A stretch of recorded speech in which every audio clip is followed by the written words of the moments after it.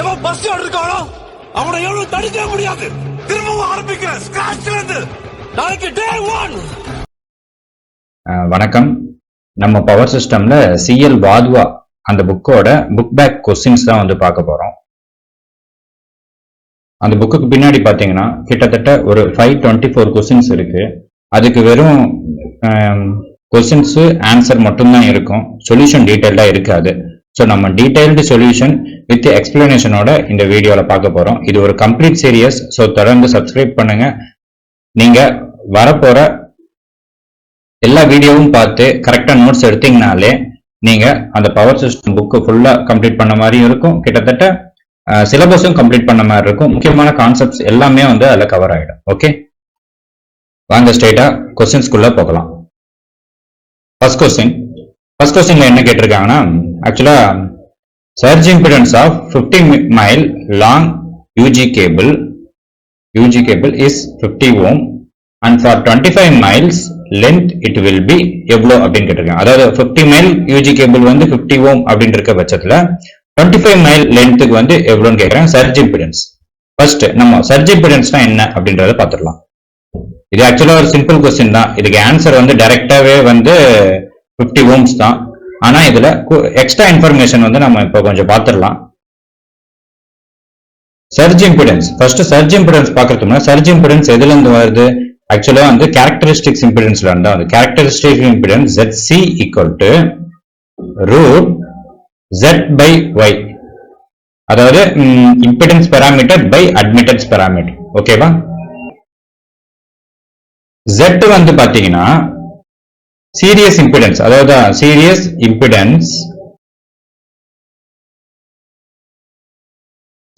Impedance per unit length. ஓகேவா? Per unit length. அதே மாதிரி Y பாத்தீங்கன்னா shunt admittance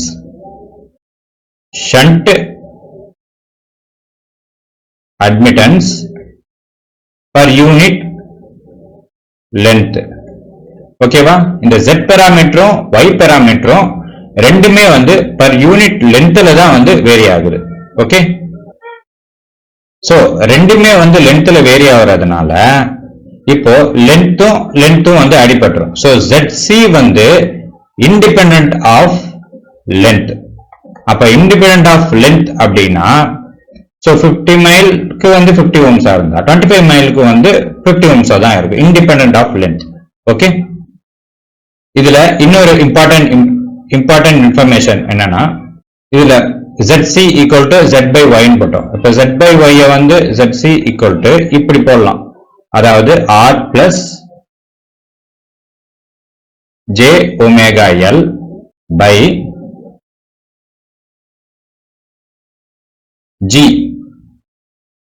G plus J⍵C. ஓகேவா? இப்போ இது வந்து நார்மல் கேரக்டரிஸ்டிக் இம்பிடன்ஸ்க்கு, நார்மல் லைனுக்கு. இப்போ இதே வந்து ஒரு லாஸ்லெஸ் லைன்ல வந்து பாத்தீங்கன்னா R equal to 0 and G equal to 0.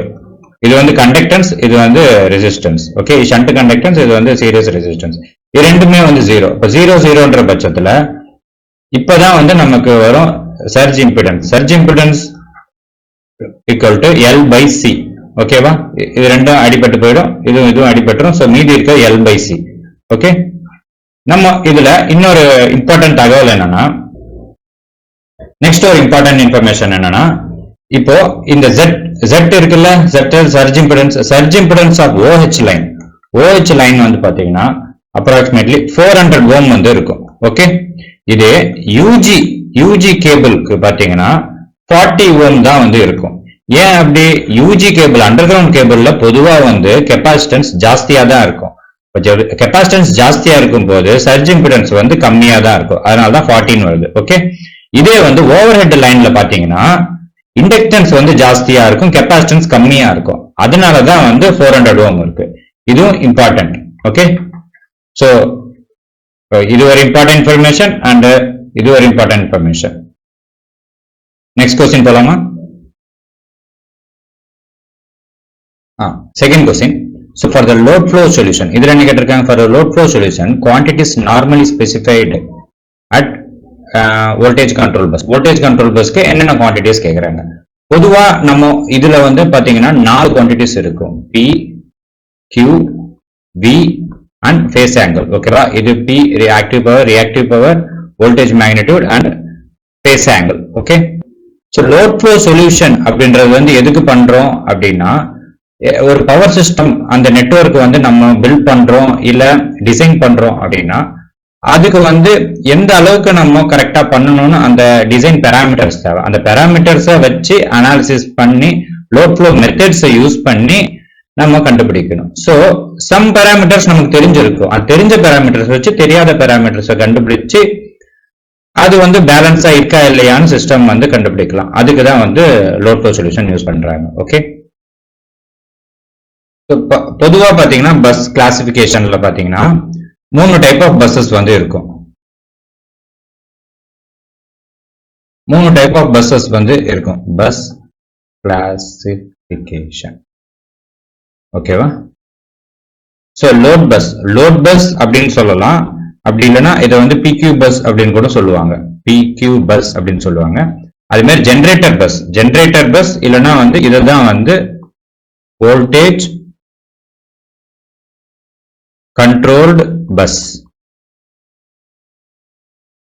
இதை வந்து slack bus or reference bus அப்படின்னு சொல்லுவாங்க. ஓகே. இப்ப லோட் பஸ் பொதுவா வந்து லோடுனா என்ன இருக்கும்? ஒரு ஆக்டிவ் காம்போனன்ட் இருக்கும், ஒரு ரியாக்டிவ் காம்போனன்ட் இருக்கும் லோடுனா. ஓகேவா? இது வந்து குவான்டிட்டி ஸ்பெசிஃபைட், அதாவது இது வந்து கொடுத்துருவாங்க. நம்ம என்ன கண்டுபிடிக்கணும் அப்படின்னா அதோட வோல்டேஜ் மேக்னிடியூட், அதை லோட் ஃப்ளோ சொல்யூஷன்ஸ் யூஸ் பண்ணி வோல்டேஜ் மேக்னிடியூட் அதோட ஃபேஸ் ஆங்கிளும் வந்து கண்டுபிடிக்கிற மாதிரி இருக்கும். அதே மாதிரி ஜெனரேட்டர் பஸ் வந்து பாத்தீங்கன்னா ஒரு ஜெனரேட் பண்ணும்போது என்னென்ன நமக்கு ஜெனரேட் ஆகும்? ஒரு வோல்டேஜ் ஜெனரேட் ஆகும். அதே மாதிரி அந்த வோல்டேஜ் வந்து ஒரு லோடுக்கு போகும்போது ஒரு பவர் வந்து ஜெனரேட் ஆகும். ஸோ இதுதான் வந்து ஜெனரேட்டர் பஸ். அதனால VP இப்படி ஞாபகம் வச்சுக்கிட்டாதான் உங்களுக்கு கரெக்டா ஞாபகம் வரும். அதே மாதிரி குவான்டிட்டிஸ் அப்டைன்ட், அதுல என்ன குவான்டிட்டிஸ்? இந்த 4 குவான்டிட்டிஸ்ல 2 தெரிஞ்சிருச்சுன்னா மீதி 2 தான் வந்து quantities to be obtained. Okay. So Q and tell இது ஃபேஸ் ஆங்கிள். அதே மாதிரி ஸ்லாக் பஸ் ஆர் ரெஃபரன்ஸ் பஸ்ல வந்து இது 2 தான் எடுத்துக்கணும். ரெஃபரன்ஸ் பஸ்ல slack bus or reference bus or swing bus அப்படின்னு கூட சொல்லுவாங்க. ஓகேவா? ஸ்விங் பஸ் 3மே வந்து இது 2 தான் வந்து ஸ்பெசிஃபை பண்ணும். ஓகேவா? நெக்ஸ்ட் கொஸ்டின் பார்க்கலாம். ஸோ this question பார்க்கலாம். So for reducing tower footing resistance, it is better to use. Okay, tower footing resistance na enna? Actually நம்ம power systemல வந்து tower அந்த network tower வந்து யூஸ் பண்ணுவோம்.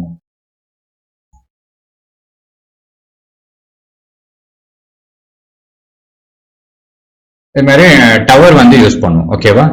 இந்த டவர்ல ஒரு டைரக்ட் லைட்னிங் வந்து ஒண்ணு இப்படி அடிச்சதுன்னா, அதாவது மின்னல் வந்து அடிக்கும் போகுது, நமக்கு எதுவும் பாதிப்பு ஆகக்கூடாது. டவருக்கும் பாதிப்பு, கண்டக்டருக்கும் பாதிப்பு. அதுக்கு தான் வந்து டவர் ஃபூட்டிங் ரெசிஸ்டன்ஸ் அப்படின்ற ஒரு பினாமினா. அதாவது டவர் ஃபூட்டிங் ரெசிஸ்டன்ஸ் ஒண்ணும் இல்லை, இந்த டவர் இந்த கிரவுண்டோட இருக்கிற அந்த லேண்டோட இருக்கிற அந்த ரெசிஸ்டன்ஸ், அதாவது அந்த டவரோட ரெசிஸ்டன்ஸ் வந்து கம்மியா இருக்கணும். எவ்வளவு எவ்வளவு கம்மியா இருக்கும் அவ்வளவுக்கு அளவுக்கு வந்து நமக்கு லைட்னிங் ஸ்ட்ரைக் ஆச்சுன்னா டைரக்டா வந்து கிரவுண்ட்ல போயிடும்.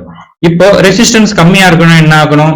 நம்ம டவர் மெட்டீரியல் வந்து கம்மி ரெசிஸ்டன்ஸ் மெட்டீரியல் யூஸ் பண்ணணும். ஆனா வந்து அது எக்கனாமிக்கலா ஓகேவா அப்படின்னு பார்த்தோம்னா இருக்காது. ஸோ எக்கனாமிக்கலாவும் நமக்கு ஓகேவா இருக்கணும், நம்ம டவர் ஃபூட்டிங் ரெசிஸ்டன்ஸும் கம்மியா இருக்கணும்.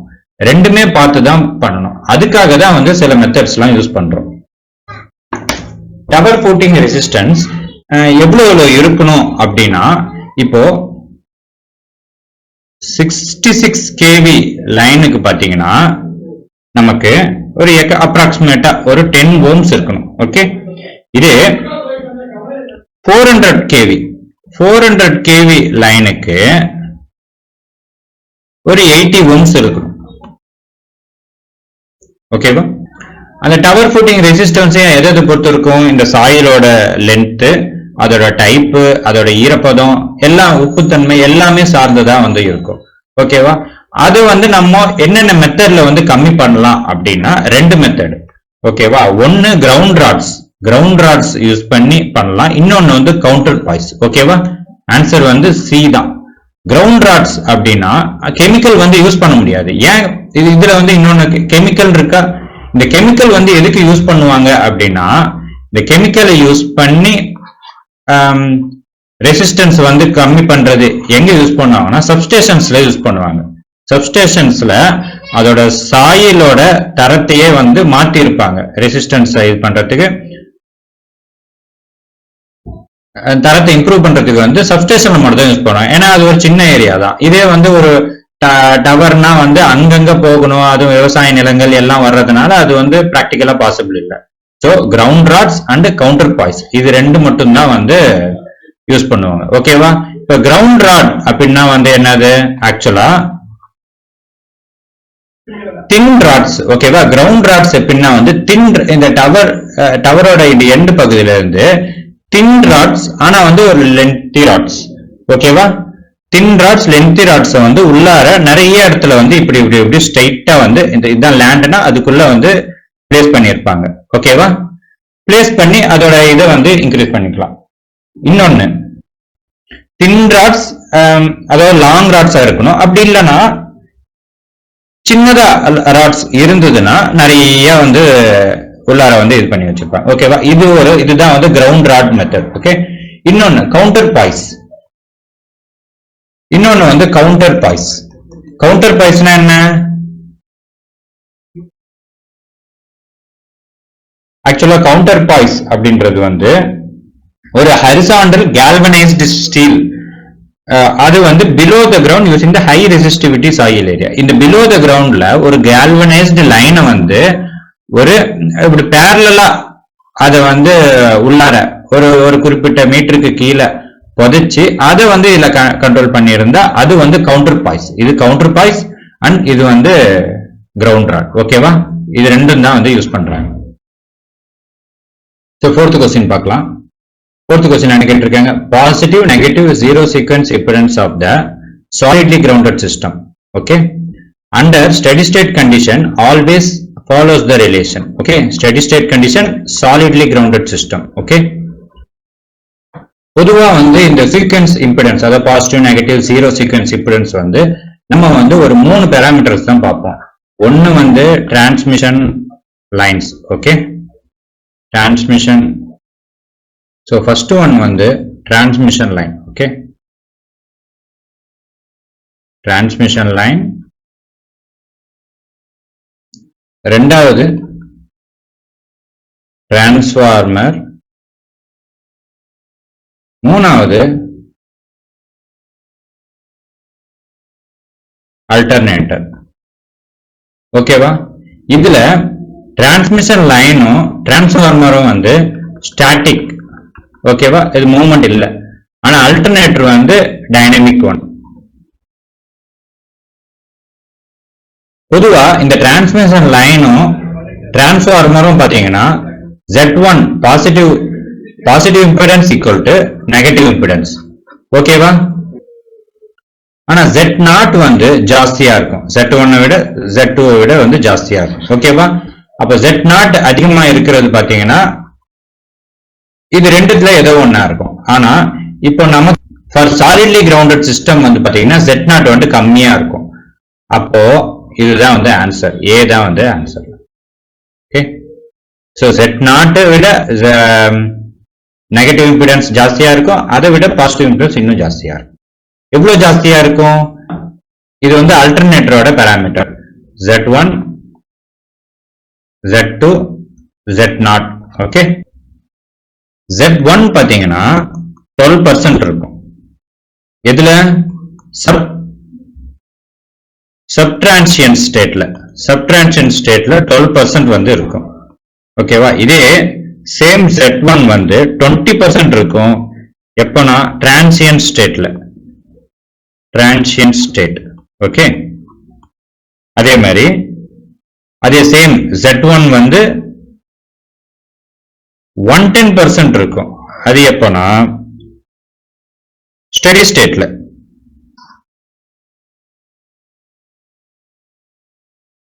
ஸ்டெடி ஸ்டேட்ல 110% இருக்கும். ஓகேவா? இதே Z2 வந்து எப்பயும் கான்ஸ்டன்டா 12%, Z0 வந்து 5% இருக்கும். ஓகேவா? அப்ப இதுபடி பாத்தீங்கன்னா தான் Z1 அதாவது பாசிட்டிவ் இம்பிடன்ஸ் வந்து ஜாஸ்தியாகும், Z2 அதை விட கம்மியாகும். ஸோ Z0 அதாவது ஜீரோ சீக்வென்ஸ் இம்பிடன்ஸ் அதை விட கம்மியாகவும் இருக்கும். ஓகேவா? ஸோ கரெக்ட் ஆன்சர் வந்து A, option A. Next question போலாம். இந்த கொஸ்டின்ல mho relay is normally used for protection of, இது எல்லாருக்குமே தெரியும், long transmission line. So okay, இதோட எக்ஸ்ட்ரா இன்ஃபர்மேஷன் வந்து பார்க்கலாம். Okay,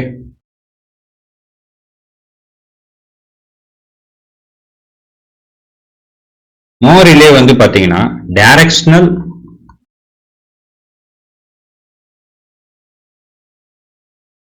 directional relay. ஓகேவா?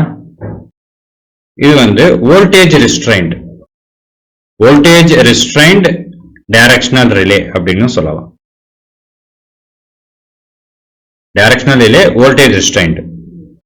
ஸோ இதோட ஆப்ரேட்டிங் பேராமீட்டர் வந்து எப்படின்னா, circle passes through the origin. இந்த இதுக்குள்ள மட்டும்தான் வந்து இது வந்து செட் ஆகும். ஓகேவா? அதே மாதிரி மோ ரிலே வந்து எப்பப்பெல்லாம் வந்து யூஸ் பண்ணுவாங்கன்னா, டைரக்ஷனல் ரிலேக்கு வந்து கண்டிப்பா யூஸ் பண்ணுவாங்க, டைரக்ஷனல் பர்பஸ்க்கு யூஸ் பண்ணுவாங்க. அப்புறம் பவர் ஸ்விங்ஸ் ஜாஸ்தியா இருந்தாலும், பவர் ஸ்விங்ஸ் ஹையா இருந்தாலும் இது வந்து யூஸ் பண்ணுவாங்க. ஓகேவா? மோ ரிலே வந்து யூஸ் பண்ணுவாங்க. அப்புறம் மூணாவது, இதுதான் வந்து லாங் EHV லைனுக்கும் வந்து யூஸ் பண்ணுவாங்க.